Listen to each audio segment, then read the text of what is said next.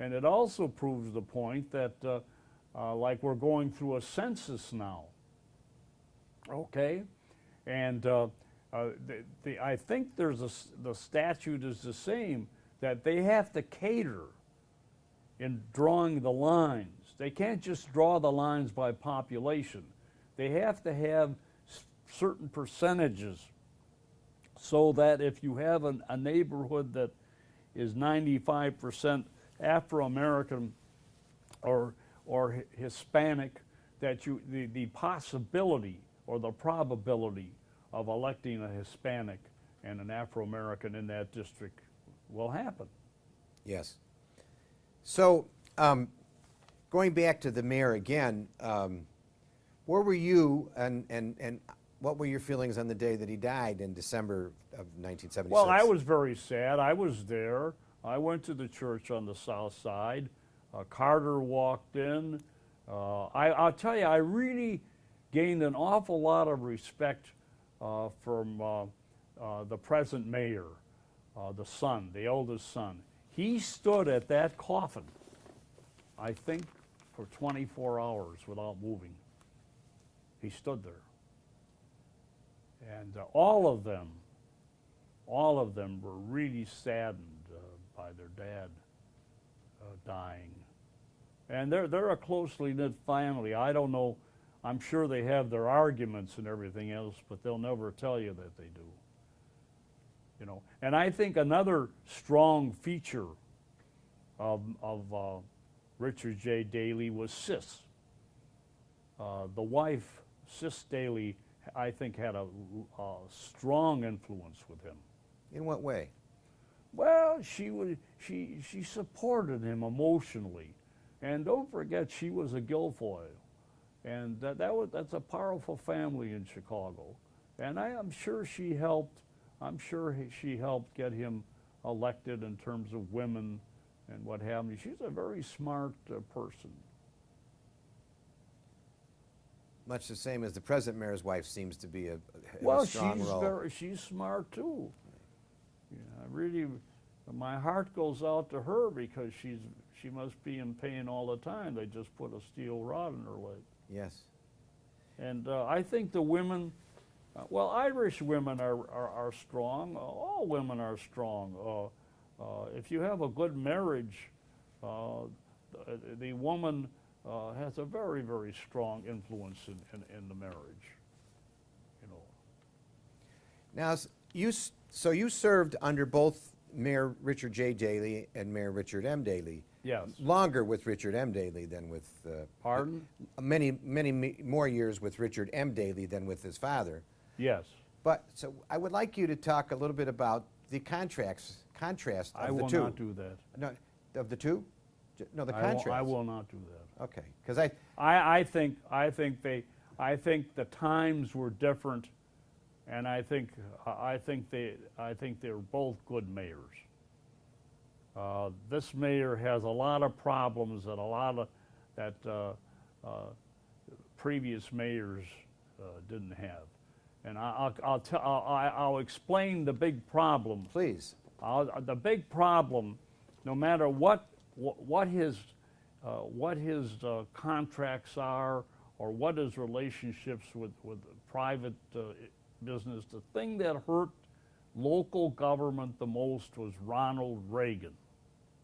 Ronald Reagan really hurt local government because I was there during the Washington administration where he took away revenue sharing.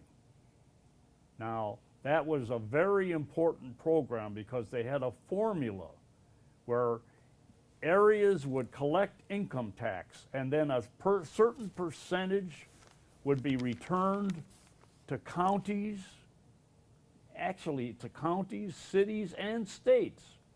And I understand, and I sort of laughed at that, they even used to return some money to townships. But you got a percentage of the income tax back. And what happened with Harold Washington, and I really took a big blow on that because I was the deciding vote due to my stupidity. I was known as the swing vote. Yes. And so that Washington broke the tie. But what happened was they couldn't respond. He yanked it. He just pulled it away in 1 year. And that was the only thing that we could do was, for the first time, raise property taxes. And that almost cost me an election.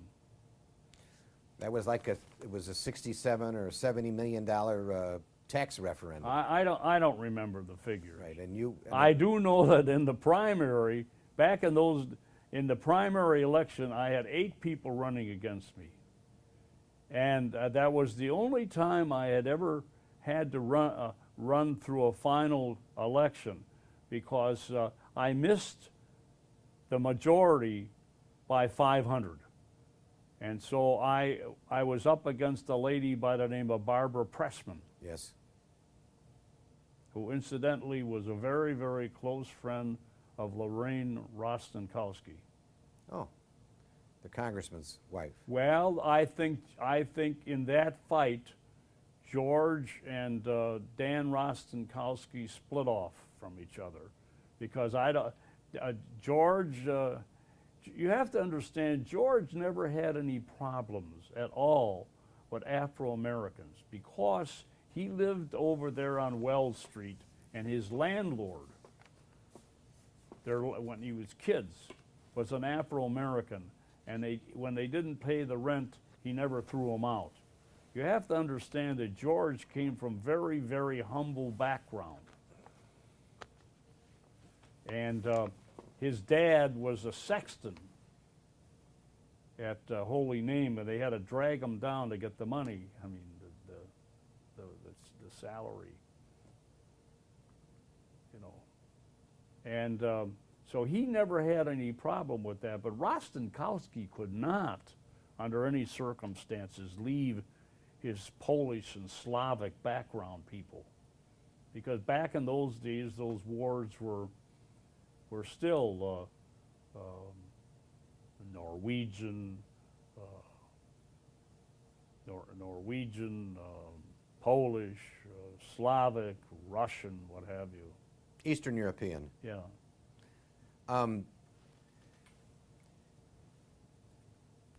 You're getting a whole book. I know, and it's great. I would like you to talk about the changes that you've seen occur in this ward since you became the alderman in 1971, and well, and everybody your thinks impressions. that I was the high-rise king. That all I cared about was high-rises. But you introduced an ordinance to stop high-rises in Gold Well, Coast. what I did was I did an awful lot of down zoning, but you have to be careful with down zoning, because you cannot take individual parcels. Although I did it once and won. I did it once and won. But what I did was I took the whole north side. All of those brownstones, with Singer's help and with Simpson's help. And Oberman? And Oberman, we downzoned all of that property to an R5. So as a result, we saved the Brownsville. Then I came back through, and then I put a 90-foot limitation. And then we also... Height, you mean height? Height limitation. Okay. Then we also, we took 7 houses on Lakeshore Drive and landmarked them. And then we all backed the Astor Street landmark. And then before I left, in my last term, I took the area, much of the area south of the Division Street, and downzoned that around Gibson's, around Bellevue Place. I double downzoned Oak Street. They didn't like that, but I did, because I thought Oak Street was a very unique street. And then downtown, I didn't downzone anything downtown, because I thought that was the economic hub. And there are a number of high-rise buildings on the near north side, I mean, just north of the river. And I just thought that that was good in terms of economics, and it was also very, very good in terms of the property tax and business. Then there was another area I took that was around Montgomery Ward. That was, a lot of people don't realize that was all manufacturing. And whoever heard of years ago of walking into an apartment and you look up at the ceiling and you look up at the ceiling and you see pipes. It's fashionable now. Yes. Yeah. Well, I took that whole area which was M, and I rezoned it to B. And then, of course, another thing that we did is Bill Banks and I and Lori Healy formed a commission that started work in 2001, where we created a downtown district. And those zoning classifications are different. The numeric values are different, and they're called Ds, DX, DR, whatever have you. So we would call attention to that. And it's very unfortunate that a lot of the writers don't understand the other thing I did was I was at one time chairman of the landmark committee, and I always was on that committee, and I think I participated in the landmarking of 150 buildings, at least. 150. And one of the buildings that I'm very proud of is a building that's located on the west side of the river with a large smokestack, and that was the storehouse for fuel for the Northwestern Railroad. And I landmarked that building, and it's an office building. I don't know if you've ever seen it. Oh, sure. So I was very happy with that. And then there were some other things. Buck did a lot of things. He built over streets. We were building over streets. A lot of people thought that was bad, but it wasn't, because it connected people. It took them off the street, and also the city charged rent.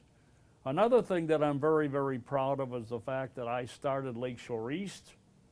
Yes, and I think we better take a break at this moment because we're out of tape. I think you should spend just a moment or two on the Lakeside East, which is a brand new development in the last 2 years. That's Lowenberg and Joe Carlin's. Right. That was a golf course, and they built a park, and they built some very, very nice buildings there, and there's open space, and there's a woman by the name of Geist that just got an international award for the high-rise. For the Aqua. Yeah. So, and then another thing that happened to me is during Rich Daley's administration, as I'm walking down the hall, why, I don't know, and the door opens up, and a guy that's always been an advisor to the Daley family, I don't know where he is now, but his name is Ed Bador. And Ed Bador says, "Come on into this room." I says, "I don't walk into rooms not knowing what's there." So I walk into the room, and there's all these planning people. So they're sitting there, and they're showing me diagrams, and says, "Look, the mayor would like to cover the railroad tracks. What do you think?" This is the Illinois Central Railroad tracks. Yeah. Okay. "What do you think?" I said, "Well, I don't think that's a problem. I think you might have to have a court case on it because, it's down by that Montgomery Ward stuff and all that stuff, He says, "Well, he doesn't want to take a chance." So I said, "All right, I'll throw the ordinance in." I filed the ordinance, and then we got some guy, I forgot his name, that lives on Randolph Street to file a lawsuit, and the Supreme Court said it's okay, and that started Millennium Park.